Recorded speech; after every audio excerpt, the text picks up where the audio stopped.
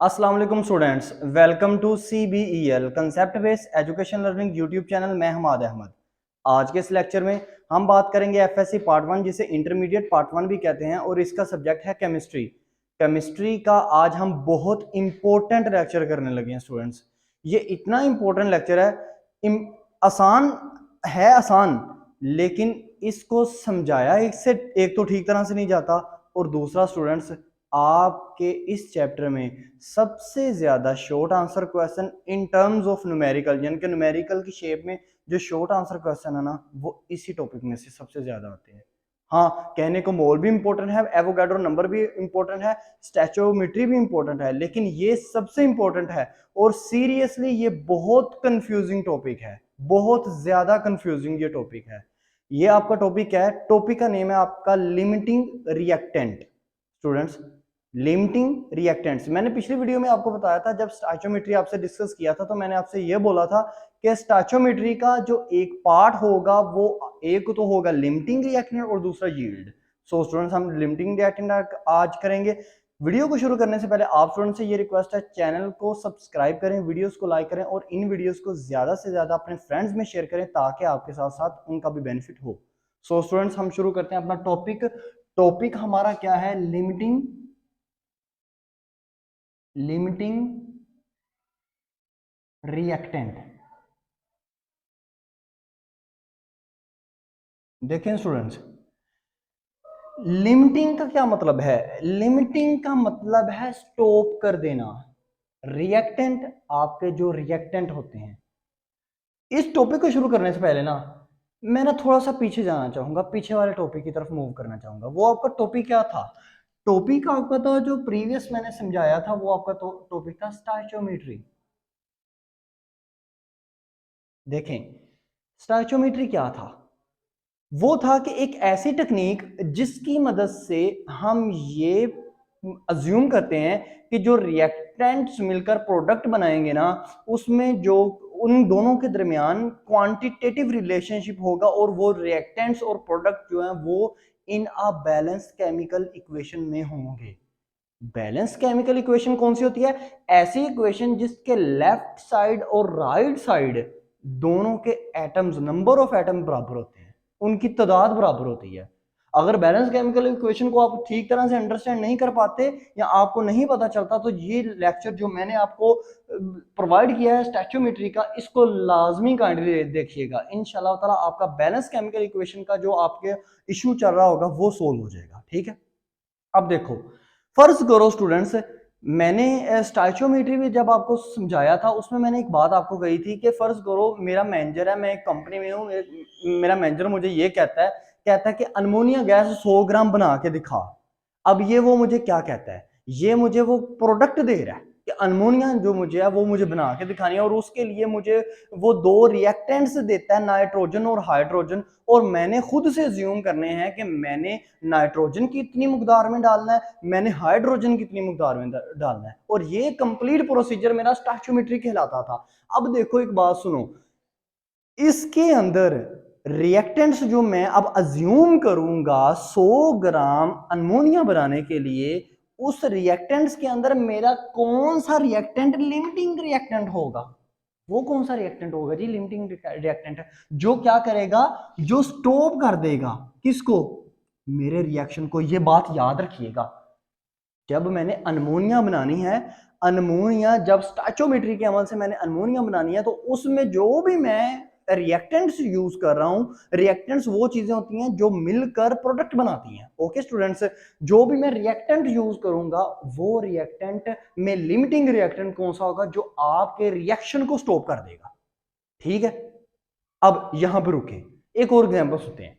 जैसे मिसाल के तौर पर मैंने स्टोइचियोमेट्री में मैंने एक और आपको एग्जांपल दी थी कि मैं 3 फ्लोर की बिल्डिंग बनाना चाहता हूं।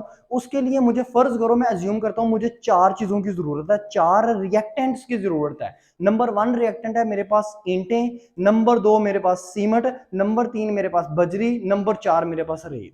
ठीक है, जब इन चारों को मैं यूज करूंगा, मेरे पास एक प्रोडक्ट बन जाएगी। तो ये रिएक्टेंट्स को यूज करके जब मैं प्रोडक्ट बनाऊंगा, मुझे वो कह दिया कि 3 फ्लोर का बनाओ बिल्डिंग, 3 फ्लोर की बिल्डिंग बनाओ। अब उसमें मैं ईंटें कितने यूज करूंगा, मैं सीमेंट कितना यूज करूंगा, मैं रेत उसमें कितनी यूज करूंगा, और उसमें मैं बजरी कितनी यूज करूंगा, ये अब मेरे पे मुनसर है, मेरे पे डिपेंड करता है कि मैं उसमें कितनी कितनी मकदार, किस किस रिएक्टेंट की कितनी मकदार लेता हूं। अगर इन चारों रिएक्टेंट में, जो कि आपके पास रेत, सीमेंट, बजरी और ईंटें हैं, इन चारों रिएक्टेंट में कोई रिएक्टेंट आपके रिएक्शन को स्टॉप कर दे, यानी कि बिल्डिंग बनाने के अमल को स्टॉप कर दे, याद रखिएगा वो रिएक्टेंट आपका क्या कहलाएगा, लिमिटिंग रिएक्टेंट। अब बात करते हैं लिमिटिंग रिएक्टेंट कैसे कहलाएगा वो। इसी एग्जांपल को लेके चलते हैं, ये जो बिल्डिंग वाली है। फर्ज करो मैंने ना 3 फ्लोर की बिल्डिंग ही बनानी है, मेरे पास चीजें क्या है, वही रेत, सीमेंट, बजरी और मेरे पास ईंटें। मैंने 2000 ईंटें मंगवाई। अब मैंने ना उन 2000 ईंटों की मैंने सपोज किया था कि भाई मैं ये 2000 ईंटों में ना मैं बना लूंगा 3 फ्लोर की ना जो बिल्डिंग होगी मैं बना लूंगा। उसके अलावा मैंने रेत मंगवाई, मैंने सीमेंट मंगवाया, मैंने बजरी मंगवाई। ओके स्टूडेंट्स, अब जैसे ही ना 2000 ईंटें मैंने यूज की, तो जैसे ही मैंने 2000 ईंटें यूज की ना, तो मेरी बिल्डिंग ना 2 फ्लोर बस कंप्लीट हुई। बनाने मैंने 3 फ्लोर थे, बिल्डिंग हुई कंप्लीट 2 फ्लोर। ईंटें खत्म हो गई, इसका मतलब एक रिएक्टेंट खत्म हो गया, यूज कर ली मैंने, सारी ईंटें यूज कर ली। अब पीछे जो जो तीन मेरे पास रिएक्टेंट पड़े थे ना, जैसे कि सीमेंट, रेत और बजरी, वो मेरे पास अभी भी पड़े हुए हैं, लेकिन मेरे पास ईंटें खत्म हो गई हैं। अब मेरा रिएक्शन आप सोचो ये आगे चल सकता है? नहीं, क्योंकि ईंटें जब तक नहीं होंगी तब तक मेरे बिल्डिंग का नेक्स्ट जो 3rd फ्लोर है वो बन ही नहीं सकता। ऐसा ही है।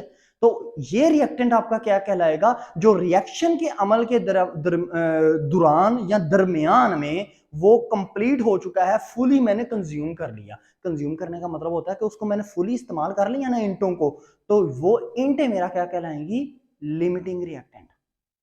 ठीक है स्टूडेंट्स, अब आप माइंड में ये सोच रहे होगे, अच्छा लिमिटिंग रिएक्टेंट ये है कि जो रिएक्टेंट, ऐसा रिएक्टेंट जो खत्म हो जाए। अब एक एक ऐसे सुनो, अब एग्जांपल बनाने मैंने 3 फ्लोर थे ना, अब मैंने क्या किया, मैंने कहा अच्छा ऐसा करता हूं, बनाने मैंने 3 फ्लोर है, मैं मजीद ईंटें मंगवाता हूं। मैंने मजीद 2000 ईंटें मंगवाई। अब मजीद 2000 ईंटें मैंने मंगवाई ना, और मैंने अजाफी थोड़ी सी रेत भी मंगवा ली, मैंने थोड़ी सी बजरी और मंगवा ली, मैंने थोड़ी सी जो है सीमेंट और मंगवा लिया। अब जैसे ही मैंने 3rd फ्लोर डाला ना, तो मेरी 1000 ईंट अभी भी बच गई है। अब मेरी ईंट भी बच गई, फ्लोर मेरे कंप्लीट हो गए हैं, बिल्डिंग मेरी कंप्लीट हो गई, मेरी प्रोडक्ट कंप्लीट हो गई है। अब मेरे पास ईंटें 1000 बच गई, साथ बजरी भी बची है, साथ रेत भी बची है, साथ सीमेंट भी बचा है। अब बताओ यहाँ पे लिमिटिंग रिएक्टेंट क्या होगा।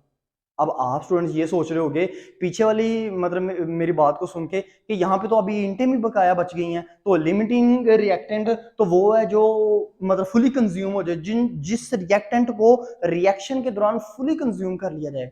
स्टूडेंट्स, फुली का ये मतलब नहीं है कि वो पीछे कोई ना कोई अमाउंट छोड़ेगा ही नहीं, ठीक है ना, वो छोड़ भी सकता है, हल्की सी मकदार छोड़ भी सकता है। जैसे कि ईंटें हैं, ईंटों ने 1000, दूसरी ईंटें अब 1000 बच गई हैं ना, ईंटें हल्की सी मकदार छूट गई ना, छूट भी सकती हैं हल्की सी मकदार। लेकिन एक बात देखो, ये क्या है, ये जो मेरे पास ईंटें, जो कि मेरे पास एक लिमिटिंग रिएक्टेंट है, ये क्या कर रहा है, ये मुझे जो मेरे पास फाइनल चीज प्रोड्यूस कर रहा है ना, ये याद रखो, ये मुझे बता रहा है, लिमिटिंग रिएक्टेंट मुझे बता रहा है कि तेरी चीज कितनी प्रोड्यूस हुई है। जैसा कि देखो, मैंने 2 फ्लोर जब बनाए, मेरी 2000 ईंट लगी, तो ये लिमिटिंग रिएक्टेंट ये लिमिटिंग रिएक्टेंट मुझे ये बताएगा कि तेरी जो अभी प्रोडक्ट रिएक्शन के दौरान जो तेरी अभी प्रोडक्ट बनी है ना, वो अभी 2 फ्लोर की बनी है। ठीक है, तो इसका मतलब क्या है, लिमिटिंग रिएक्टेंट क्या है, एक तो जो सबसे पहले कंज्यूम हो, सबसे जल्दी कंज्यूम हो। कंज्यूम का मतलब ये होता है इस्तेमाल में आया जाए, ठीक है, रिएक्शन में सबसे पहले वो इस्तेमाल में आए, ठीक है, और जल्दी जल्दी अपनी मतलब सबसे ज्यादा चीज वही लगे। अक्सर आप देख लो बिल्डिंग में सबसे ज्यादा ईंटें लगती हैं। ओके स्टूडेंट्स, अच्छा एक तो वो सबसे ज्यादा कंज्यूम हो बाकी रिएक्टेंट्स के कंपैरिजन से, ठीक है ना, और दूसरा वो एटलीस्ट हमें कुछ ना कुछ प्रोडक्ट बना के जरूर दे। बात फिर सुनो, वो एटलीस्ट हमें कुछ ना कुछ प्रोडक्ट बनाकर जरूर दे। अब जैसे 2000 मैंने ईंटें लगाई, तो मुझे कुछ ना कुछ तो उसने बिल्डिंग बना के दी ना, 2 फ्लोर बना के मुझे दिए। मैंने अजाफे लगाई, मुझे 3 बना के दे दिए। ठीक है, ये आपका है लिमिटिंग रिएक्टेंट। अब इसकी डेफिनेशन को हम कैसे लिखेंगे? चलें डेफिनेशन को ना लिखने से पहले एक और मजीद एग्जांपल देख लेते हैं, ताकि आपका ना ये कंसेप्ट स्ट्रॉन्ग होना चाहिए। फिर रिएक्शन पे जब मैं आऊंगा ना, जब मैं न्यूमेरिकल्स पे आऊंगा, तब आपको मजीद समझ में आ जाएगी। इस बात को मेरी को पकड़ो बार बार, ठीक है? अब देखो सुनो ना, एक बात देखो, मेरे पास ना एक गाड़ी में एक स्टीयरिंग होता है और 4 टायर होते हैं, ऐसा ही है। अगर फर्ज करो मेरे पास एक स्टीयरिंग है और 4 टायर हैं, तो मैं कितनी प्रोडक्ट बना पाता हूं? मैं एक प्रोडक्ट बना पाऊंगा, ठीक है? अगर मेरे पास 2 स्टीयरिंग हैं और 8 टायर हैं, 8 टायर हैं, तो मैं कितनी गाड़ियां बना पाऊंगा? मैं 2 गाड़ियां बना पाऊंगा। इसमें लिमिटिंग रिएक्टेंट क्या होगा? इसमें तो लिमिटिंग रिएक्टेंट आप कहोगे तो इसमें तो कुछ भी नहीं लिमिटिंग रिएक्टेंट है। लिमिटिंग याद रखना, लिमिटिंग रिएक्टेंट जो होता है ना, वो तो यूज हो जाता है, लेकिन उसके साथ जो बाकी रिएक्टेंट होते हैं ना, वो बाकी बच जाते हैं। जैसे बिल्डिंग वाली एग्जांपल में रेत, सीमेंट और बजरी जो थी वो बच गई थी। अब यहाँ पे दो, एक है मेरे पास, देखो एक है मेरे पास रिएक्टेंट स्टीयरिंग, एक है मेरे पास रिएक्टेंट टायर। अब देखो मैंने 2 स्टीयरिंग हो, 8 टायर हो, 2 गाड़ियां बन जाती है, ये तो दोनों ही यूज हो गए। यहाँ पे तो मेरे पास कोई भी चीज बाकी नहीं बची। एक बार आपको बात बताऊं, अगर आपको लिमिटिंग रिएक्टेंट का ना पता चले किसी भी इक्वेशन में या आम जिंदगी में कि इसमें लिमिटिंग रिएक्टेंट कौन सा, याद रखो जो चीज बकाया बच जाए ना, वो चीज को छोड़ के जो चीज सारी लग जाए, वो आपकी लिमिटिंग रिएक्टेंट कहती है। जैसे रेत, सीमेंट और बजरी बकाया बच गई थी, वो नॉन लिमिटिंग रिएक्टेंट थी, लेकिन जो ईंटें जो सारी लगी थी, वो आपकी लिमिटिंग रिएक्टेंट है। अगर इसी एग्जांपल को मैं स्टेयरिंग और ये टायर वाली एग्जांपल को ऐसे लेता हूं, मैं कहता हूं मेरे पास ना, ये लो मेरे पास 2 स्टेयरिंग्स हैं, ठीक है, और मेरे पास जो हैं टायर, वो मेरे पास 12 हैं। ये लो, अब आओ, अब बताओ कितनी गुड्स प्रोड्यूस कर पाऊंगा, कितनी मैं कारें प्रोड्यूस कर पाऊंगा? 2 स्टेयरिंग है, आप स्टूडेंट्स कहोगे 8, बिल्कुल। अब देखो 8 गाड़ी बस आप प्रोड्यूस कर पाओगे, लेकिन जो आपके 4 टायर हैं वो बाकी बच देंगे, 12 टायर हैं टोटल, तो बाकी बच गए। इसका मतलब है यहाँ पे लिमिटिंग रिएक्टेंट कौन से हुए? जो फुली यूज हो गए। जो बकाया बचे वो नॉन लिमिटिंग है। जो बकाया चीज बचे रिएक्टेंट्स में जो रिएक्टेंट बकाया बच जाए ना, वो कहलाता है नॉन लिमिटिंग रिएक्टेंट। और जो फुली यूज हो जाए, या जो फुली नहीं तो हाफ से ज्यादा यूज हो, ठीक है, उसको आप क्या कहोगे? एज कंपैरिजन दूसरे रिएक्टेंट से, ठीक है ना, तो उसको आप क्या कहोगे? उसको आप कहोगे लिमिटिंग रिएक्टेंट। अब यहाँ पे जो आपके स्टेयरिंग्स हैं वो आपके क्या है? लिमिटिंग रिएक्टेंट है। चलें इस एग्जांपल को एक तरह और देखते हैं। ये ले लें जी, आपके पास ना, मैं कहता हूं आपके पास स्टूडेंट्स, लें जी, अब आपके पास 4 स्टेयरिंग हो गए, ठीक है। अब आपके पास 4 स्टेयरिंग है, 4 स्टेयरिंग हैं, तो आपके पास जो है टायर, वो आपके पास हैं 12 टायर। ये लें, अब आए, अब बताएं, हाँ 12 टायर। अब एक स्टेयरिंग में 4 टायर लगे ना, तो एक गाड़ी प्रोड्यूस होती है, और 4 स्टेयरिंग में आपके पास, इसका मतलब है आपके कितने टायर आपको चाहिए? 16 टायर होना, तो आपकी 4 की 4 गाड़ियां प्रोड्यूस हो जाती हैं, 4 स्टेयरिंग आपके फुल यूज हो जाएंगे। अब यहाँ पे 12 टायर हैं, 12 टायर हैं, 12 टायर मीन्स 4 4 8 4 12, 3 गाड़ियां बस आप बना सकते हो। 3 गाड़ियां मीन्स 3 स्टेयरिंग यूज होंगे। अब यहां से स्टेयरिंग आपके पास एक बकाया बचेगा ना, और जो चीज बकाया बचेगी, याद रखिएगा, वो आपका नॉन लिमिटिंग रिएक्टेंट होगी, वो लिमिटिंग रिएक्टेंट नहीं होगी। और यहां पर 12 जो है टायर आपके क्या कहलाएंगे? लिमिटिंग रिएक्टेंट, और स्टेयरिंग आपके क्या कहलाएंगे? Non limiting reactant. अब वो बात को समझ पाए हैं? ठीक है। अब इसकी डेफिनेशन को चलें लिखते हैं। अब जरा ध्यान से आपने देखना है। देखें जी, डेफिनेशन लिखते हैं। आपकी डेफिनेशन क्या बनेगी? आ रिएक्टेंट, आप साथ साथ लिखते जाएं। अगर आपको यहां से नहीं समझ में आ रही, साथ साथ लिखते जाया करें, क्योंकि कुछ वीडियोस में क्वालिटी अच्छी प्रोड्यूस नहीं होती। आ रिएक्टेंट विच कंज्यूम, कंज्यूम का मतलब होता है इस्तेमाल करना, consumes, which consumes earlier, reactant which consumes earlier, जो कि पहले इस्तेमाल में आए, ड्यू टू, किस वजह से जी वो पहले इस्तेमाल में आए? Due to lesser amount, due to lesser, क्योंकि उसकी अमाउंट लेस है, इस वजह से ना वो कंज्यूम में अर्ली पहले आ रहा है। एंड प्रोड्यूस बनाए, produces least amount of product is called limiting reactant.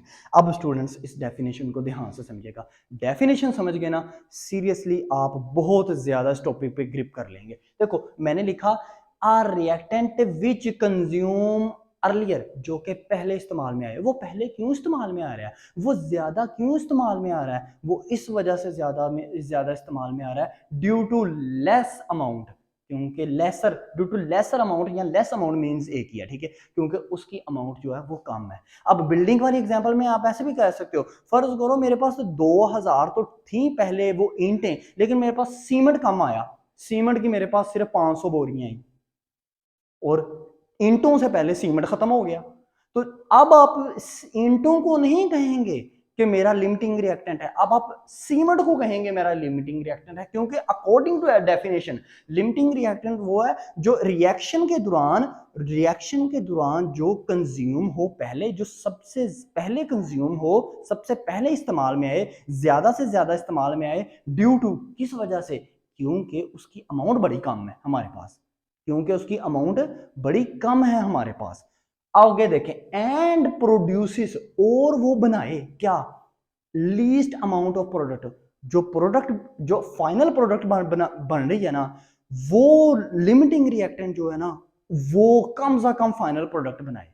अब ये यहां पे आपको नहीं समझ आएगी, डेफिनेटली आपको नहीं समझ आएगी। अब समझिएगा कैसे। कहने का मतलब ये है, वो कहना ये चाह रहा है डेफिनेशन में, कहता है हाँ नंबर 1 तो वो कंज्यूम हो अर्लियर, क्योंकि उसकी लेस अमाउंट है। दूसरी, आपकी जो फाइनल फिनिश गुड आपकी बन रही है ना, जो रिएक्शन के दौरान जो फिनिश आपकी प्रोडक्ट बन रही है, जो फाइनल चीज आपके पास बन रही है, वो चीज फाइनल जो बन रही है ना, वो उतनी ही बने जितना आपके पास लिमिटिंग रिएक्टेंट था। फर्ज करो आपके पास जो सीमेंट की आपके पास बोरियां थी ना, वो आपके पास 500 थी, और 500 बोरियों तक अभी ईंटें भी 2000 कंज्यूम नहीं हुई, 1500 ईंटें कंज्यूम हुई, आपका फ्लोर एक ही बना है। अब बताओ लिमिटिंग रिएक्टेंट के कंप्लीट होने तक आपकी फिनिश गुड कितनी बनी, एक फ्लोर बनी, ठीक है। अब यहां पे आप ये कह सकते हो कि लिमिटिंग रिएक्टेंट ऐसा रिएक्टेंट है जो क्या करता है, एटलीस्ट कम से कम हमें फिनिश गुड तक पहुंचाता जरूर है।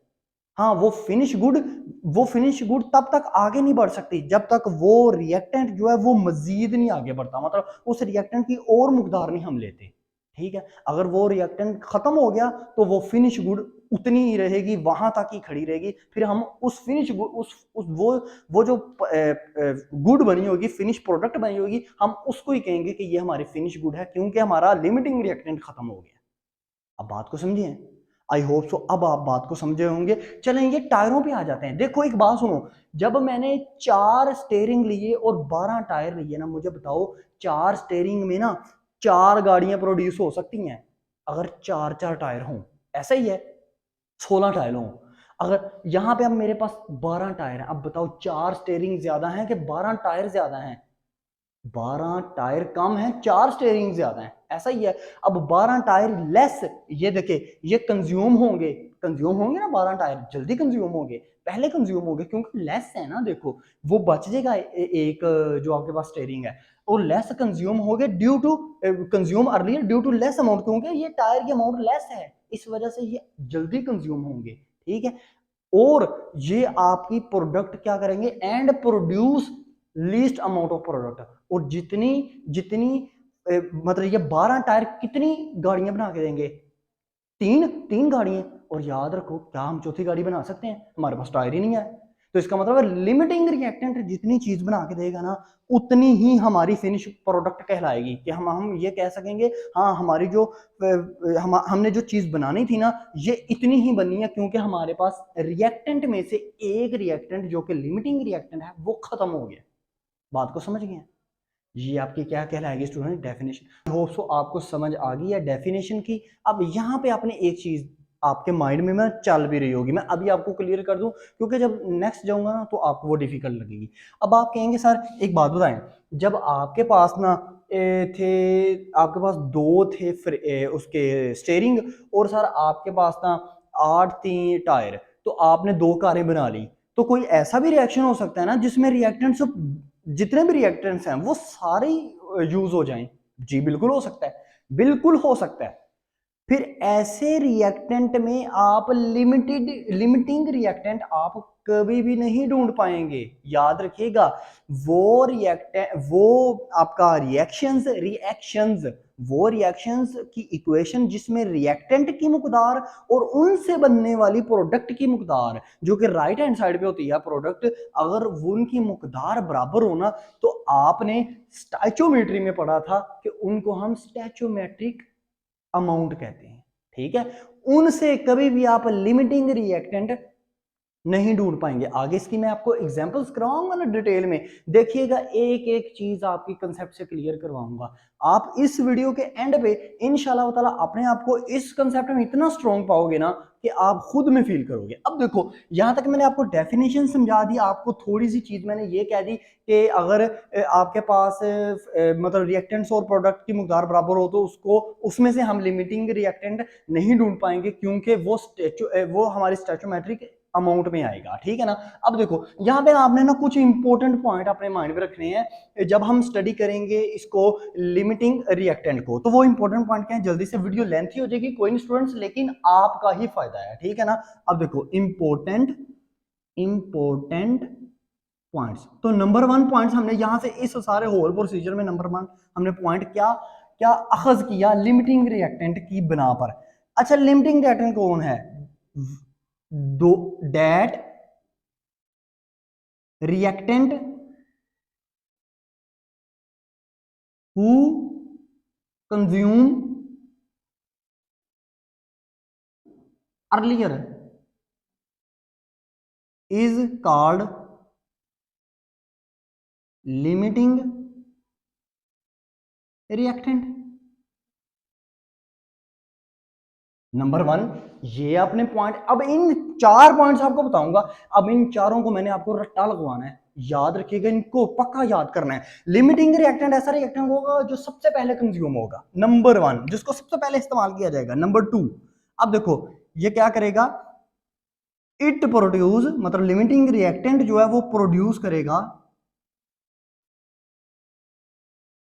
Least amount of product. ये प्रोडक्ट की ना कोई मकदार जरूर बनाएगा। जैसे वो जो, जैसे मैंने, अगर मैं ईंटों को लेता हूं, मैंने ईंटों को अगर लिमिटिंग रिएक्टेंट में लूं, तो ईंटें अगर 2000 ईंटें मेरी लग गई हैं, 2 फ्लोर बन गए हैं और ईंटें खत्म हो गई हैं, तो वहां पे लिमिटिंग रिएक्टेंट ईंटें हैं, तो ईंटों ने कुछ ना कुछ तो प्रोडक्ट बनाई है ना आपकी। तो ये लिमिटिंग रिएक्टेंट कौन सा होता है, जो आपके रिएक्शन के दौरान आपकी प्रोडक्ट को बनाने में मदद देता है, कुछ ना कुछ प्रोडक्ट जरूर बनाता है। ठीक है ना। अब यहां से तीसरा पॉइंट ना, वो स्टूडेंट्स मैं आपको ना उर्दू में बताऊंगा, क्योंकि उसको ना अक्सर स्टूडेंट्स जब हम करवाते हैं ना काम, तो वो ना डिफिकल्ट समझते हैं प्रोडक्ट। अब ये याद रखो, मैंने 2000 ईंटें मेरी लग गई, 2000 ईंटें मेरी खत्म हो गई, 2 फ्लोर बन गए। ठीक है, अब इसमें जितनी प्रोडक्ट बनी, वो कितनी प्रोडक्ट बनी, जितना रिएक्टेंट, जितना लिमिटिंग रिएक्टेंट यूज हुआ उतनी ही प्रोडक्ट बनी ना। तो इसको ऐसे उर्दू में लिखो कि आपकी प्रोडक्ट उतनी ही बनेगी जितना लिमिटिंग रिएक्टेड प्रोडक्ट को बनाएगा। ओके है, तो आप ऐसे लिखोगे, प्रोडक्ट उतनी ही बनेगी जितना लिमिटिंग रिएक्टेंट, आप इसको एल आर से लिख रहा हूं, लिमिटिंग रिएक्टेंट उसे, मतलब उस प्रोडक्ट को बनाएगा। यानी कि प्रोडक्ट जो है ना, उसके बनने की डिपेंडेंसी जो है ना, इन्हसार जो है, वो लिमिटिंग रिएक्टेंट है। 4 नंबर चीज याद रखिएगा, अगर आपके रिएक्टेंट्स जो हैं, अगर आपके रिएक्टेंट्स हैं वो आपके स्टिचोमेट्रिक अमाउंट है, स्टैचोमेट्रिक अमाउंट है, तो उसमें कभी भी लिमिटिंग रिएक्टेंट नहीं होगा। तो इसमें यहां पे लिखें, अगर, मतलब इंग्लिश में चलें, इसके लिख लेते हैं। नंबर 4 आपका पॉइंट है, last one, when reactant are stoichiometric amount, then there is no there is no limiting reactant. लें जी स्टूडेंट्स, ये आपको मैंने 4 चीजें बताई हैं, बड़े अच्छे से इन 4 चीजों को अंडरस्टैंड कीजिएगा। नंबर 1 मैं बोल देता हूं जल्दी से, इंपॉर्टेंट पॉइंट में नंबर 1 आपने क्या याद रखना है, लिमिटिंग रिएक्टेंट हमेशा वो होगा जो सबसे पहले कंज्यूम होगा, अंडरस्टैंड। नंबर 2, लिमिटिंग रिएक्टेंट वो होगा जो प्रोडक्ट एटलीस्ट कम से कम प्रोडक्ट बनाएगा जरूर। और थर्ड वन पॉइंट क्या है, प्रोडक्ट उतनी ही लिमिटिंग रिएक्टेंट बनाएगा जितना लिमिटिंग रिएक्टेंट उसको मतलब प्रोडक्ट उतनी ही बनेगी जितना लिमिटिंग रिएक्टेंट उसको बनाएगा। नंबर 4, अगर लिमिटिंग रिएक्टेंट अगर सॉरी इक्वेशन में या रिएक्शन में रिएक्टेंट जो है, रिएक्शन में जो रिएक्टेंट है, अगर वो उनकी अमाउंट जो है वो स्टिचोमेट्रिक अमाउंट है, तो वो स्टूडेंट उसमें कोई आपका लिमिटिंग रिएक्टेंट नहीं होगा। ठीक है स्टूडेंट्स, बात को समझ रहे हैं। आई होप सो ये 4 नंबर पॉइंट आपको थोड़ा सा तंग कर रहा होगा अभी भी। जैसे एग्जांपल आती है ना, अब हम एग्जांपल ही करने लगे हैं, एग्जांपल आएंगी ये आपको अच्छे से क्लियर हो जाएगा। अब हम एग्जांपल करेंगे, वीडियो लेंथ ही होगी लेकिन तो क्लियर आपका कंसेप्ट सारा क्लियर हो जाएगा। इसके बाद हम एग्जांपल करेंगे, फिर मैं एंड पे आपको पास्ट पेपर में जो इंपॉर्टेंट क्वेश्चन आए हैं ना इसके रिलेटेड, जो कि बहुत ज्यादा दफा आते हैं, वो मैं आपको करवाऊंगा। अच्छा तो स्टूडेंट्स अब देखें, क्योंकि हमारा ये लिमिटिंग रिएक्टेंट का जो टॉपिक है ये किससे निकला हुआ है, ये हमारा स्टैचोमेट्री से निकला हुआ है। इस वजह से स्टूडेंट याद रखिएगा, हमें बैलेंस केमिकल इक्वेशन जो है ना वो जरूर होने चाहिए। मिसाल के तौर पर ये देखो एग्जांपल्स हैं, मैं अब आपका कंसेप्ट मजीद क्लियर करने लगा हूँ। एग्जांपल नंबर 1 मैं आप अपने पास से लेने लगा हूँ। फर्ज करो मेरे पास ना 2 ग्राम मेरे पास ना H2 है, मेरे पास 32 ग्राम जो है ना वो O2 है। तो मैंने कहा, अब मैं आपको कुछ चीजें कहने लगा हूं। नंबर 1 स्टूडेंट्स, नंबर 1 हम यहां से क्या निकालेंगे कि अमाउंट अमाउंट ऑफ H2O, मतलब या मास ऑफ H2O भी हम इसे कह सकते हैं। Number 2, mole of H2O। ठीक है। नंबर 3 स्टूडेंट्स यहां से देखो, नंबर 3 हमारा लिमिटिंग रिएक्टेंट क्या होगा, और नंबर 4 हमारा नॉन लिमिटिंग रिएक्टेंट।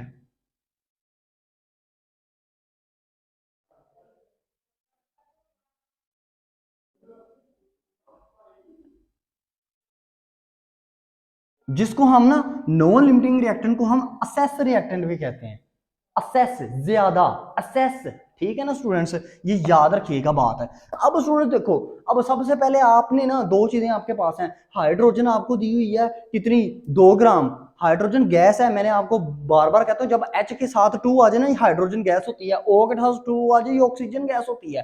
हाइड्रोजन आप गैस आपके पास है 2 ग्राम, ऑक्सीजन गैस आपके पास है कितनी, 32 ग्राम। अब यहां से उसने ना आपको बैलेंस केमिकल इक्वेशन दी होगी, तो याद रखिएगा बैलेंस, इसकी इक्वेशन क्या होती है, इक्वेशन बैलेंस नहीं, वैसे इसकी इक्वेशन क्या होती है, H2 plus O2 makes H2O। क्या ये बैलेंस है? नहीं स्टूडेंट्स, यहाँ पे H2 है, यहाँ पे भी H2 है, यहाँ पे लेफ्ट साइड पे H2 है, राइट साइड पे H1 है, तो यहाँ पे आप इसको बैलेंस करो तो क्या करोगे, 2 लगाओगे, फिर H2 plus O2 makes 2H, नीचे 2 और ऐसे हो। ये आपकी अब क्या बनेगी, ये अब आपकी बैलेंस केमिकल इक्वेशन बनेगी। इसको मैंने बनाने का स्टैचोमेट्री जब मैंने करवाई थी उसमें मैंने डिटेल में इसको एक्सप्लेन किया था, उसको देख लीजिएगा क्योंकि अभी आपकी वीडियो लेंथी जा रही है। अब देखो, अब यहां से आप क्या करोगे, यहां से आपको ना सबसे पहले क्या करना है, निकालना हमने सबसे पहले क्या, अमाउंट ऑफ H2O निकालनी है। अमाउंट को छोड़ो, पहले हम मोल निकालते हैं। तो मोल निकालने पहले हाइड्रोजन का अलग मोल निकालो। मैंने आपको बताया है जब भी आपको ना कोई भी चीज दी हो ना, याद रखिएगा मोल लाजमी निकालने। तो दी चीज गिवन डाटा में आपके पास क्या है, मैस आपको दिया किसका, हाइड्रोजन का कितना, 2 ग्राम, ऑक्सीजन का कितना, 32 ग्राम। इन दोनों का मोल निकालो, पहले इन दोनों के मोल निकालो, फिर हम कंपैरिजन करेंगे बैलेंस केमिकल इक्वेशन से। बैलेंस केमिकल इक्वेशन से कंपैरिजन करके हम अपने वाटर के मोल निकाल लेंगे और वाटर का मैस भी निकाल लेंगे, और उधर से लिमिटिंग रिएक्टेंट भी निकाल लेंगे, और उधर से ही नॉन लिमिटिंग रिएक्टेंट जिसे हम असेस रिएक्टेंट भी कहते हैं वो निकालेंगे। अब देखो नंबर 1, सबसे पहले क्या करोगे, ध्यान से मेरे सोल्यूशन को देखना है। सबसे पहले मैं यहां लिखूंगा mole of H2 is equal to mass mass of H2 बटा मोलर मैस, मोलर मैस। अब देखो स्टूडेंट्स, मोल निकालने हैं H2 के, मैस कितना है 2 बटा मोलर मैस कितना होता है हाइड्रोजन का, हाइड्रोजन के दो एटम है ना, तो 2 एटम का 2 मोलर मैस होता है। 2 को 2 पे तकसीम किया तो मेरे पास हाइड्रोजन के मोल कितने आए, मोल ऑफ H2 मेरे पास कितने आए स्टूडेंट्स, मेरे पास आगे 1 मोल। लें जी स्टूडेंट्स, मेरे पास मोल हाइड्रोजन के निकल आए। अब देखो, अब मुझे ऑक्सीजन की चाहिए, तो मैंने लिखा mole of O2 is equal to mass of O2 divided by molar mass।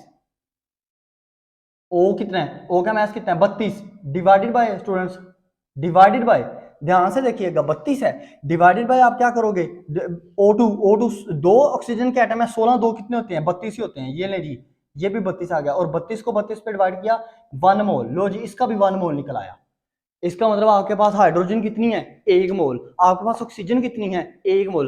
अब देखते हैं वाटर कैसे बनेगा। अब देखो, अब वाटर बनाना है ना, पहले हाइड्रोजन को वाटर से कंपैरिजन करो, फिर ऑक्सीजन को वाटर से कंपैरिजन करो। तो अब कैसे कंपैरिजन करना है, अब जरा ना यहां पे तवज्जो दो।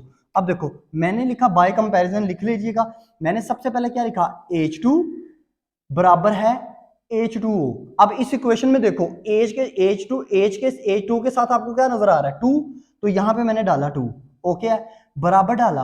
H2O के साथ आपको क्या नजर आ रहा है, ये देखो 2, ये भी 2।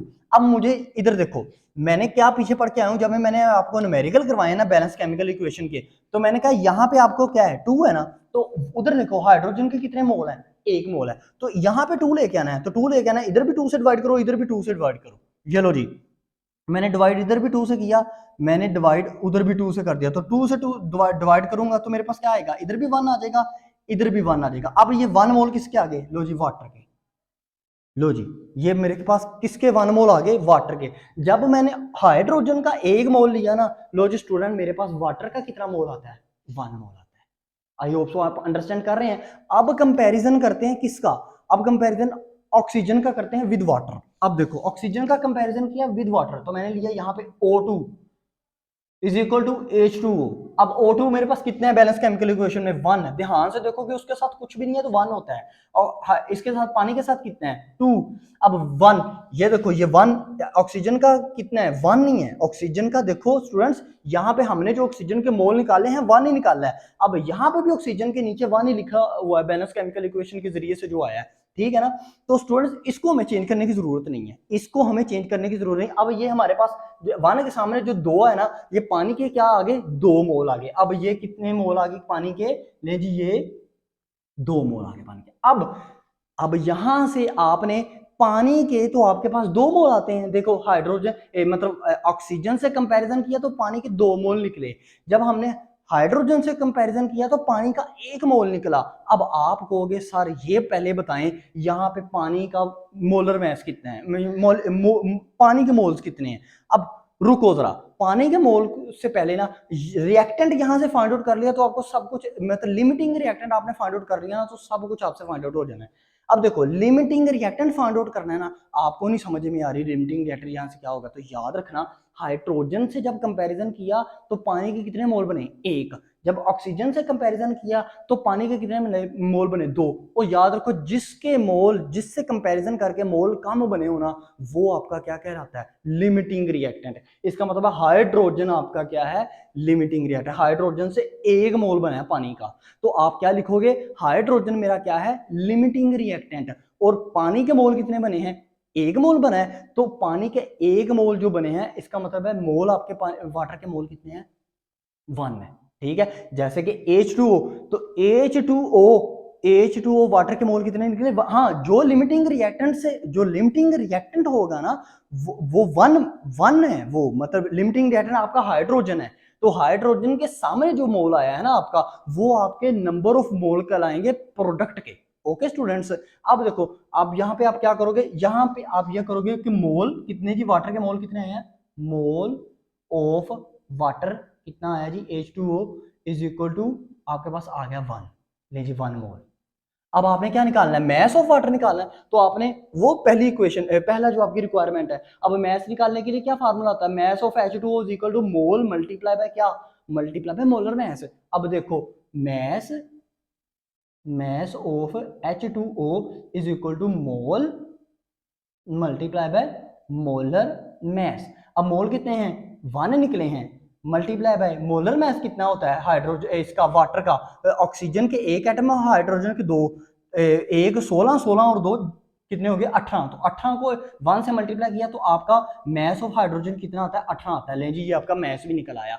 अब लास्ट चीज आपने निकालनी है स्टूडेंट्स, वो क्या है, वो है असेस रिएक्टेंट। जो रिएक्टेंट इनमें से ज्यादा पाया जाता है, लिमिटिंग रिएक्टेंट तो हमने ढूंढ लिया वो हाइड्रोजन है। अब असेस में पाया जाता है, इसका मतलब अगर हाइड्रोजन लिमिटिंग है ना, तो जैसे इंटे मेरी लिमिटिंग रिएक्टेंट थी, तो बाकी रेज सिमत बजरी वो क्या हो गया, वो मेरे हो गए नॉन लिमिटिंग रिएक्टेंट या असेस रिएक्टेंट।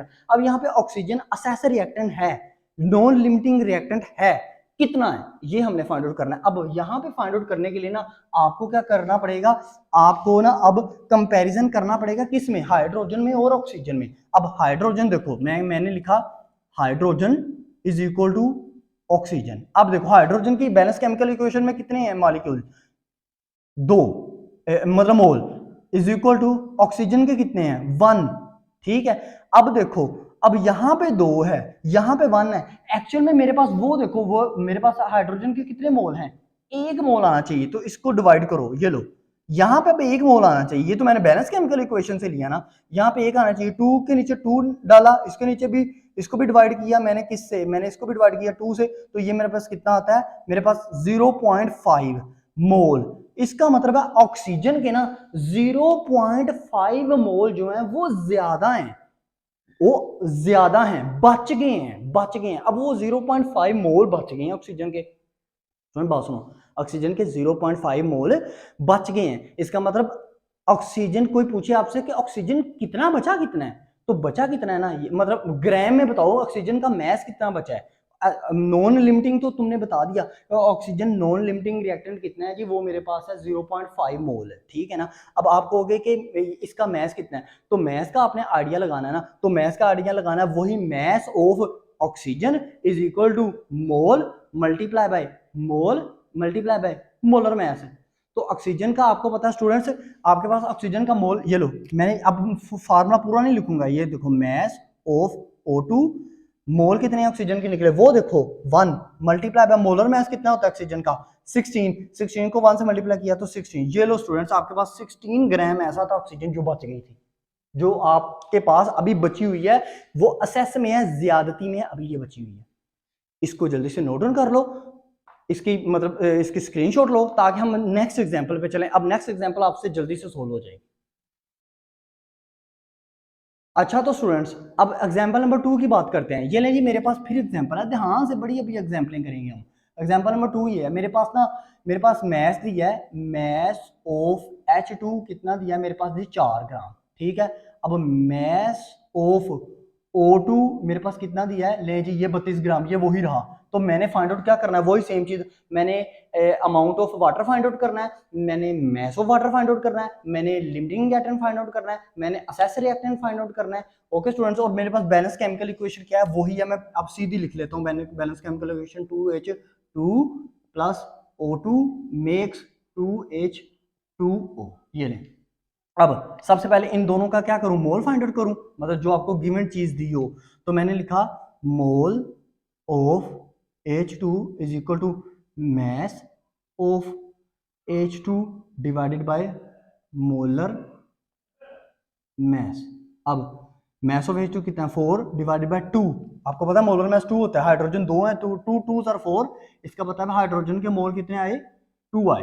ओके स्टूडेंट्स, अब mole of oxygen O2 is equal to mass of oxygen, अब डायरेक्ट करने लगा हूं 32 डिवाइडेड बाय 32, क्योंकि उसके मोलर मैस भी 32 होता है, और ये मेरे पास आया 1 मोल। अब ध्यान से देखिएगा, हाइड्रोजन के आपके पास मोल कितने आए 2, ऑक्सीजन के मोल कितने आए 1। अब हम कंपैरिजन करते हैं, अब हमने कंपैरिजन किया बाय कंपेयरिंग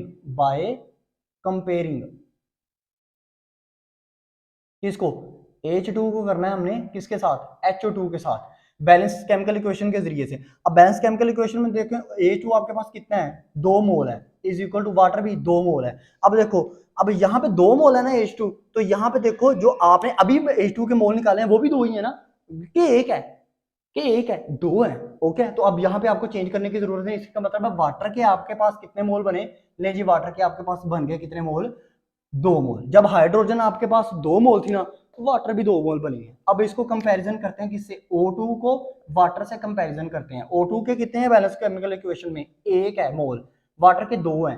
अब यहाँ पे O2 आपके पास कितना है, यहाँ पे जो अभी हमने मोल निकाले हैं 1 ही है, यहाँ पे भी कितना है 1 ही है। अब यहाँ पे इसका मतलब है मोल कितने हुए, इसके भी मोल कितने हुए आपके पास, 2 मोल हुए। अब एक बात देखना, 2 ही मोल निकले किसके, वाटर के, जब हाइड्रोजन से कंपैरिजन किया 2 ही मोल निकले वाटर के, जब ऑक्सीजन से कंपैरिजन किया। तो यहाँ पे लिमिटिंग रिएक्टेंट क्या होगा, क्या होगा सोचिए।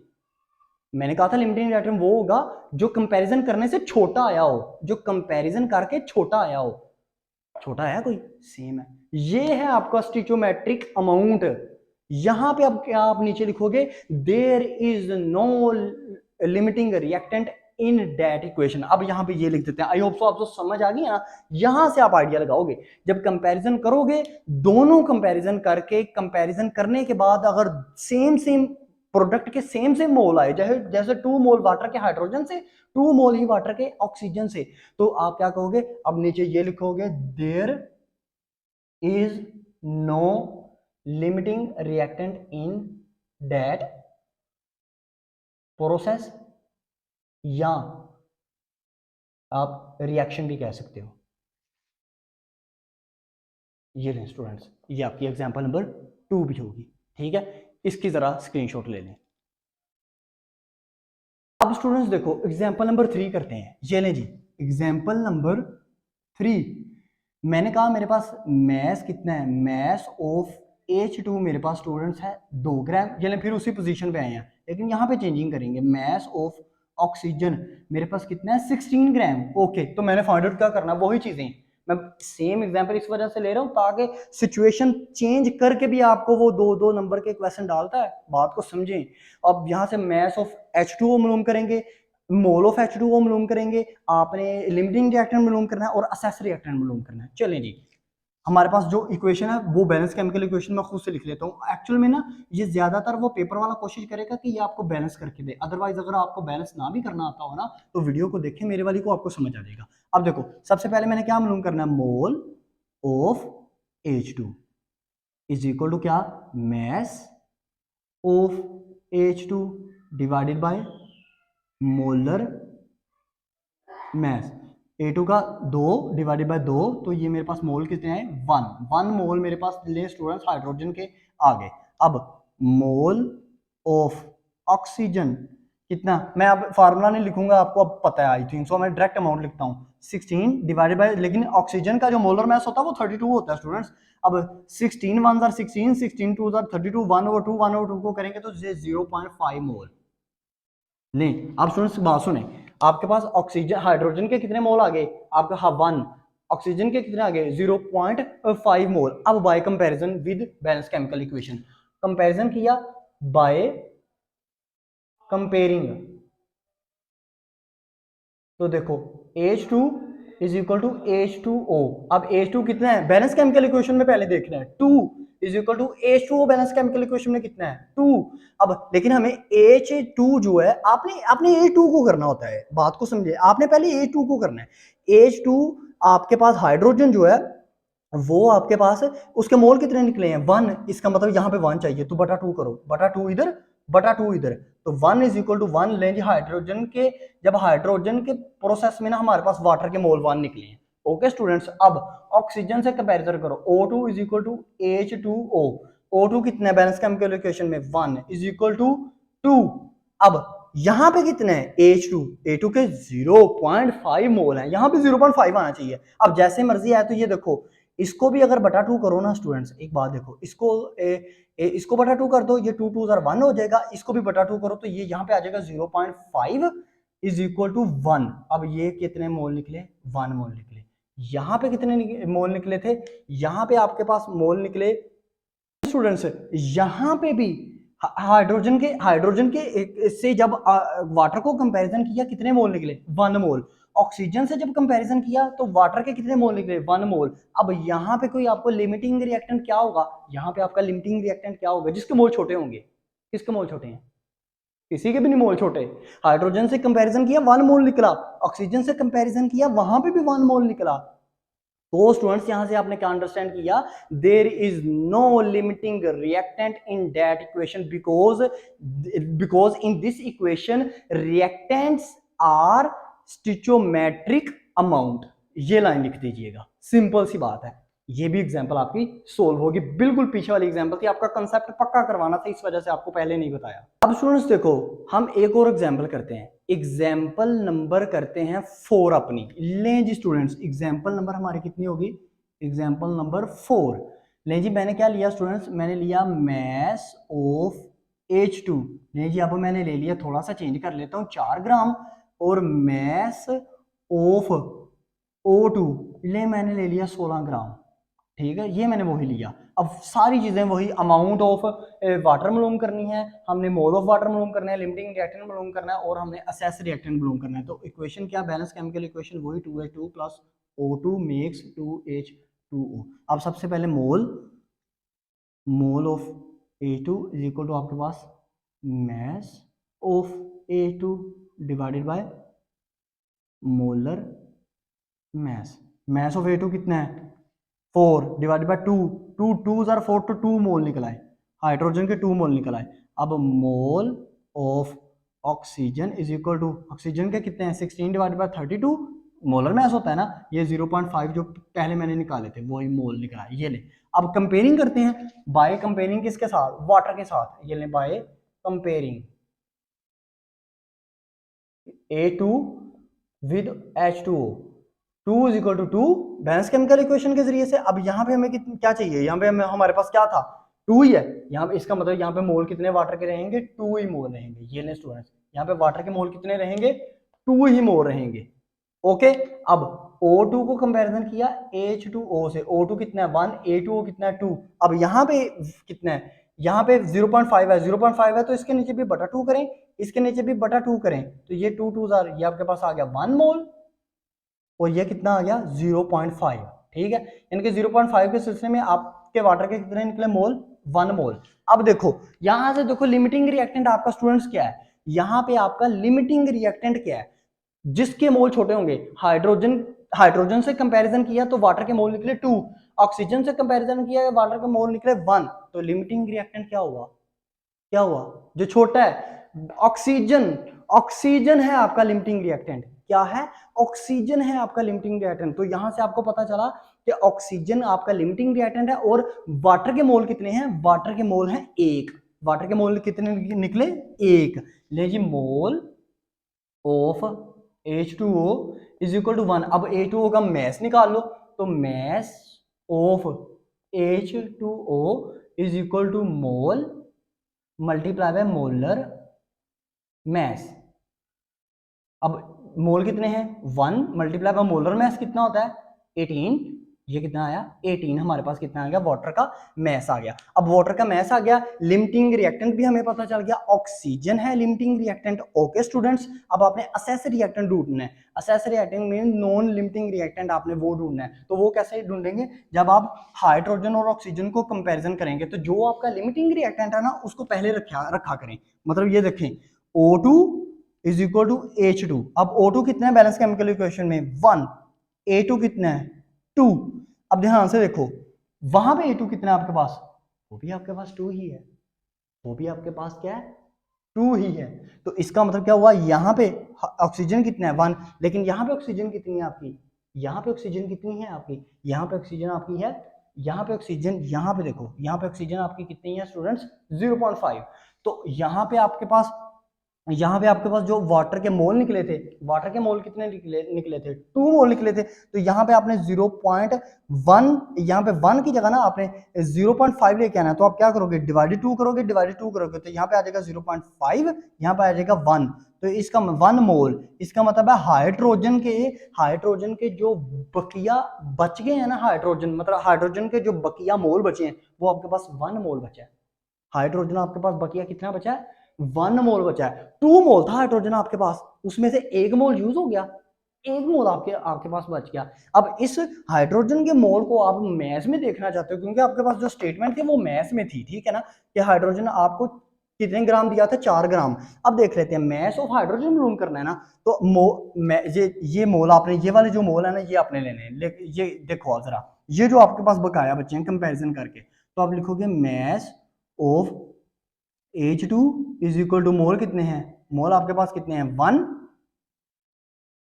मल्टीप्लाई बाय 2, क्योंकि हाइड्रोजन का जो मोलर मास होता है वो 2 को 1 से मल्टीप्लाई किया तो 2 ग्राम। लेकिन जी स्टूडेंट 4 ग्राम था हमारे पास हाइड्रोजन, 2 ग्राम हमने यूज कर लिया, यानी कि 1 मोल यूज कर लिया और 2 ग्राम हमारे पास बच गया, यानी कि 1 मोल हमारे पास बच गया। 2 ग्राम हाइड्रोजन को 1 मोल कहते हैं। ठीक है स्टूडेंट्स, लीजिए ये आपकी एग्जांपल नंबर 4 थी। अच्छा तो स्टूडेंट्स अब हम अपनी लास्ट एग्जांपल करते हैं जो कि हमारी 5th नंबर एग्जांपल होगी। याद रखें इससे पहले मैंने जितनी भी एग्जांपल की है मैंने हाइड्रोजन और ऑक्सीजन को लिया है ताकि आपको थोड़ा सा बेसिक कंसेप्ट हो जाए। अब मैं ना कार्बन को लेता हूँ, कार्बन और ऑक्सीजन को, ठीक है ना। तो स्टूडेंट्स आपको मैं बताना ये चाह रहा हूँ कि आपसे वो कोई भी ग्राम कह ले, मतलब हाइड्रोजन आपसे 4 ग्राम कह ले, ऑक्सीजन आपसे 32 ग्राम कह ले, हाइड्रोजन आपसे 8 ग्राम कह ले, ऑक्सीजन आपसे 16 ग्राम कह ले, हाइड्रोजन आपसे वो कह ले 2 ग्राम, ऑक्सीजन आपसे कह ले 16 ग्राम, तो आपको कंसेप्ट आना चाहिए, सब काम हो जाएगा। ठीक है ना स्टूडेंट्स। अब देखो लास्ट एग्जांपल मैं लेने लगा हूँ हमारा, सॉरी क्वेश्चन लिख दिया एग्जाम, काली का दिया, एग्जाम्पल नंबर 5th। तो मेरे पास मैस ऑफ कार्बन मेरे पास दिया हुआ 6 ग्राम, मैस ऑफ ऑक्सीजन 32 ग्राम। तो मैंने निकालना क्या है, मैंने निकालना है नंबर 1 अमाउंट ऑफ CO2, यानी कि CO2 की कितनी अमाउंट है, नंबर 2 यानी कि mass, mole of CO2, number 3 limiting reactant, number 4 excess reactant. अब इसकी बैलेंस केमिकल इक्वेशन क्या होती है, ये आपके पास होती है C+O2 मेक्स CO2, यानी कि C के साथ 1 मोल, हाइड्रोजन के साथ भी 1 मोल और CO2 के साथ भी 1 ही है। ओके स्टूडेंट्स, अब देखो सबसे पहले मैंने मोल मालूम करने हैं किसके, कार्बन के। जो चीज दी हो मैंने आपको बार बार कहता हूं कि जिस चीज का आपको मैस दिया हो ना उसके पहले मोल मालूम कर लो। ये लो, ये कार्बन का मैस दिया, इसका मोल मालूम करो। तो mole of carbon is equal to mass of carbon over molar mass. तो मैस ऑफ कार्बन कितना है आपके पास, वो देखिए 6 डिवाइडेड बाय मोलर मैस कितना होता है कार्बन का, भाई जी कार्बन का एक एटम है, एक एटम का मोलर मैस होता है 12 एटॉमिक मैस। तो 6 1 6, 6 2 12, 1 over 2 इज इक्वल टू 0.5 मोल। लें स्टूडेंट ये मेरे पास कितना आ गया 0.5 मोल। अब मैंने मोल मालूम करने हैं किसके, मोल ऑफ O2 के। O2 के पास मेरे पास O2 का कितना मैस है, मेरे पास है 32 और ओवरऑल इसका मोलर मैस कितना होता है, वो भी होता है 32। तो ये डिवाइड किया मेरे पास 1 मोल आ गया। इसका मतलब कार्बन मेरे पास कितनी आई, कार्बन मेरे पास आई 0.5 मोल, ऑक्सीजन मेरे पास कितनी आई 1 मोल। अब बाय कंपेयरिंग करते हैं, बाय कंपेयरिंग, बाय कंपेयरिंग किसको करना है, बैलेंस केमिकल इक्वेशन में पहले कार्बन लाओ, ये लो, ये कार्बन इज इक्वल टू किसके साथ, CO2 के साथ, जो प्रोडक्ट आपके बनी हुई है। कार्बन का कितना एटम है, कितने मोल है इसमें, मतलब कार्बन के पीछे क्या लिखा हुआ है 1, ये लो। CO2 के पीछे क्या लिखा है, कार्बन डाइऑक्साइड के पीछे, वो भी 1 है। अब लेकिन आपने कार्बन लाना है 0.1, कार्बन लाना है 0.1। अब कैसे आएगा, ये 1 ये भी 1, कार्बन आपने कितना लाना है, कार्बन आपने लाना है 0.5 आपने लेके आना है कार्बन। तो कार्बन अगर 0.5 लेके आना है तो स्टूडेंट्स आपको यहाँ पे ये पता चलना चाहिए 1 ये है 1 ये है, मतलब एक एक कार्बन होगा तो एक ही इसका होगा, मतलब एक कार्बन डाइऑक्साइड का मोल होगा। तो अगर इसका मैं हाफ करूं तो ये मेरे पास आएगा 0.5 बराबर है, इधर भी आ जाएगा 0.5, क्योंकि ये अगर एक है ये भी एक है, तो ये अगर हाफ करूंगा तो ये भी तो हाफ होगा ना। मैं कहता हूँ ये एक मेरे पास चीज है, ये मेरे पास एक चीज है, ठीक है। तो एक से एक कंपैरिजन होगी। अगर मैं कहता हूँ इसको मैंने हाफ करनी है तो अगर इसको हाफ करूंगा तो ये भी तो हाफ होगी ना। ओके, अब देखो हाफ हाफ ये भी हो गई, तो इसका मतलब है कितने मोल, इसके कितने मोल बने कार्बन डाइऑक्साइड के, जब मैंने कार्बन से कंपैरिजन किया तो 0.5 मोल। ये लो, अब मैं ऑक्सीजन O2 से कंपैरिजन करता हूँ, CO2 का, ऑक्सीजन का भी एक एटम है, CO2 का भी एक एटम है। अब देखो ऑक्सीजन मेरे पास कितने मोल में है 1 है, तो ये 1 मोल बना, ये लो जी मतलब ऑक्सीजन मेरे पास एक ही मोल है, इधर भी एक ही मोल है, तो इसको मुझे चेंज करने की जरूरत नहीं है। CO2 के नीचे जो एक लिखा है ना, उसको मुझे चेंज करने की जरूरत नहीं है, उसको ही मोल बना दो, तो वो मेरे पास 1 मोल। अब यहां से लिमिटिंग रिएक्टेंट देखते हैं आपके पास कौन सा है। लिमिटिंग रिएक्टेंट वो होना है जिसके मोल छोटे होने हैं। तो कार्बन से जब कंपैरिजन किया CO2 के तो मोल आए 0.5, जब ऑक्सीजन से CO2 को कंपैरिजन किया तो मोल आए 1। अब छोटा लिमिटिंग रिएक्टेंट कौन सा है, छोटा जो है, तो इसका मतलब है C, कार्बन आपके पास लिमिटिंग रिएक्टेंट है। ये आपने सारा यूज कर लिया कार्बन, स्टूडेंट, ठीक है। अब इसका क्या, अब यहां से मैंने नंबर 1 मोल, यहां से मेरे कार्बन डाइऑक्साइड के मोल कितने आए, mole of CO2 is equal to कितने आए मेरे पास, 0.5 मोल। अब मैंने मोल से मास निकालना है, तो mass of CO2 is equal to mole multiply by molar mass, molar mass. CO2 का मोल कितना आया 0.5 students, multiply by molar mass. ये देखो C12 O6 O के 2 है 16 और 12 आपके पास कितना होता है, ये 16 सी हाँ, C आपके पास 12, O आपके पास 32, सॉरी, तो ये आपके पास होता है 32 में 12 करो तो 44। अब 44 को आपने क्या करना है, 44 को आपने किससे मल्टीप्लाई करना है, आपने 44 को मल्टीप्लाई कर देना स्टूडेंट्स किससे, इससे 0.5 से, तो आपके पास आंसर आता है, पास आंसर आएगा 22। ये लें, आपके पास मास ऑफ कार्बन डाइऑक्साइड कितना आया 22 ग्राम। आपके पास मोल कितने हैं कार्बन डाइऑक्साइड के, मोल आपके पास निकले 0.5 मोल। ओके, अब यहां से लिमिटिंग रिएक्टेंट आपके पास कौन सा था, लिमिटिंग रिएक्टेंट आपके पास ऑक्सीजन, ये था लिमिटिंग रिएक्टेंट कार्बन डाइऑक्साइड था, कार्बन सॉरी कार्बन था लिमिटिंग रिएक्टेंट आपका, और कार्बन के कितने मोल थे लिमिटिंग रिएक्टेंट में, वो आपके पास थे 0.5 कार्बन के। ओके स्टूडेंट्स, अब देखो, अब आपने नॉन लिमिटिंग रिएक्टेंट मालूम करना है, जो कि आपके पास कैसे निकलेगा। अब लिमिटिंग रिएक्टेंट आपके पास क्या था, वो था आपके पास लिमिटिंग रिएक्टेंट था आपके पास, ये इधर आ जाए, लिमिटिंग रिएक्टेंट आपके पास था कार्बन इज इक्वल टू, उसको कंपैरिजन करें O2 से, तो कार्बन कितना है आपके पास बैलेंस केमिकल इक्वेशन में 1, ऑक्सीजन कितना है, ये भी है 1। अब कार्बन यहां पे आपको कितना चाहिए 0.5 चाहिए, तो अगर आप 1 है तो 1, 0.5 है तो इधर भी 0.5 ही हो जाएगा। क्यों, अगर आप एक से एक को कंपैरिजन करते हैं तो एक का हाफ करेंगे तो इधर भी एक का हाफ होगा, तो यानी कि इधर भी आ गया 0.5, इधर भी आ गया 0.5। ओके स्टूडेंट्स, अब देखो इसका मतलब है ऑक्सीजन, ऑक्सीजन जो कि हमारे पास ज्यादा मकदार में है वो कितनी है, ऑक्सीजन के मोल हमारे पास बाकी कितने बचे हैं, वो बचे हैं 0.5 मोल।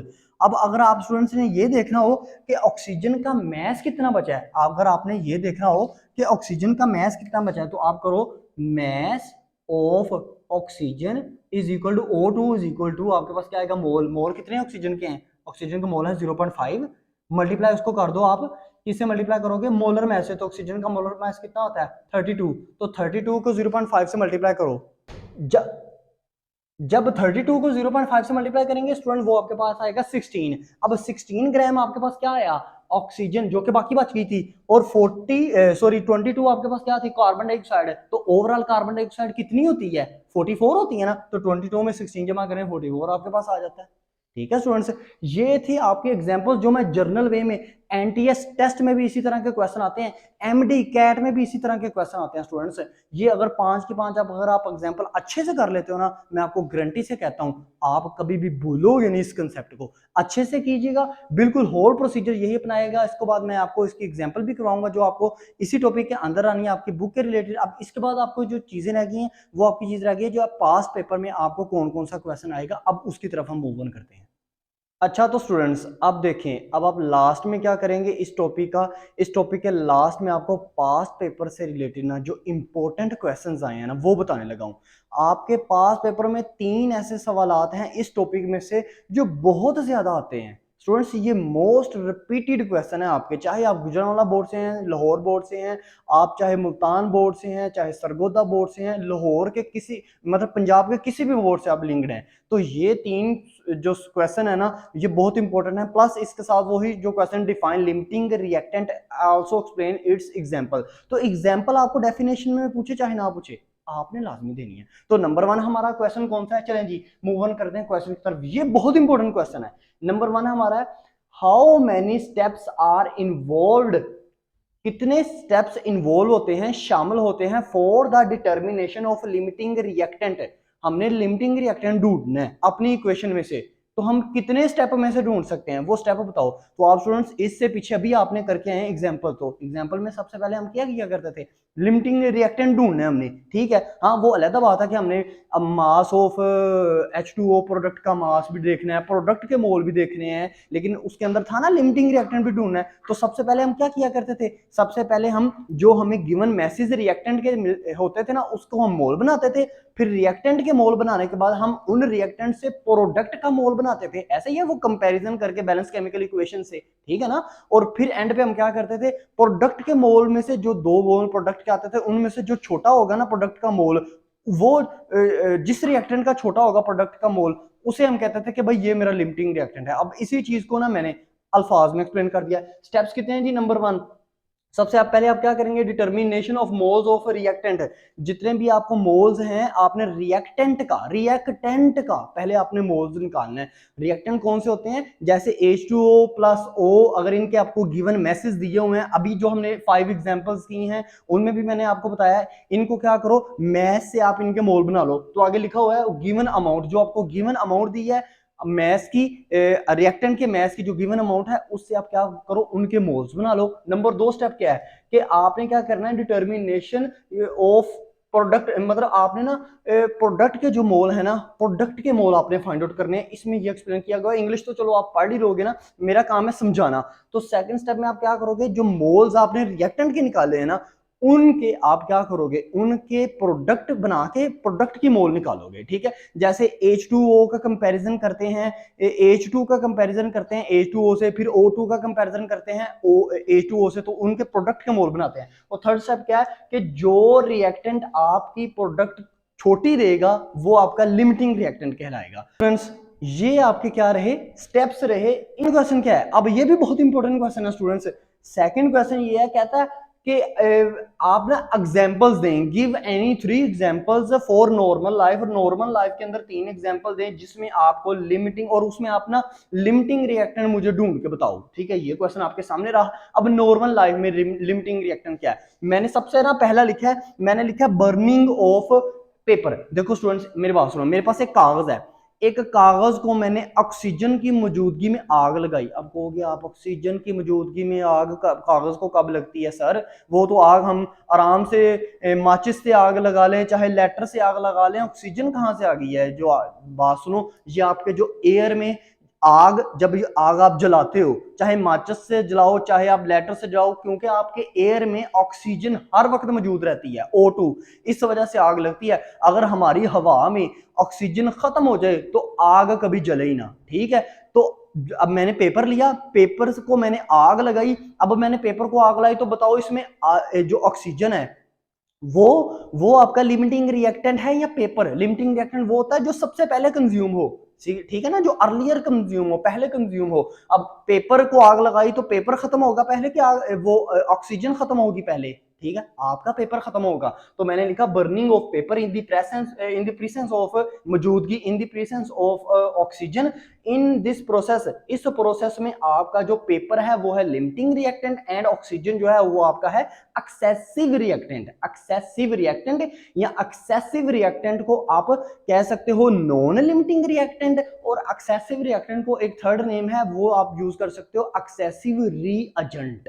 ओके स्टूडेंट्स, कंफ्यूज नहीं आपने होना। अब सेकंड क्या, सेकंड एग्जांपल आपकी क्या, बर्निंग ऑफ, आपके पास वुड, अगर मैं लकड़ी को आग लगाता हूं इन द प्रेजेंस ऑफ, किससे, ऑक्सीजन की मौजूदगी में, अगर लकड़ी को मैं क्या लगाता हूं, आग लगाता हूं, तो लकड़ी खत्म हो जाएगी आपकी, ऑक्सीजन खत्म नहीं होगी, क्योंकि ऑक्सीजन तो हर वक्त हवा, हमारे हवा में मौजूद रहती है, ठीक है ना। अब देखो मैंने कहा burning of wood in the presence of oxygen in this process, oxygen is in this process wood is limiting reactant। इस प्रोसेस में वुड जो है वो आपका लिमिटिंग रिएक्टेंट है, क्योंकि वो सारा कंज्यूम हो जाता है, जल्दी खत्म हो जाता है।